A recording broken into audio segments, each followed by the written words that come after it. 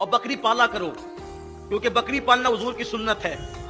हुजूर ने फरमाया जन्नती जानवर है बकरी, बकरी पालने से आजिज़ी पैदा होती है।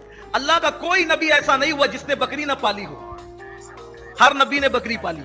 और हुजूर ने क़यामत के करीब भी सबसे बरकत वाला माल जो फरमाया वो बकरी को फरमाया। फरमाया क़यामत के करीब एक इंसान का सबसे कीमती सरमाया उसकी बकरियां होगी, और वो अपना ईमान बचाने के लिए उन बकरियों को पहाड़ी पर ले जाएगा।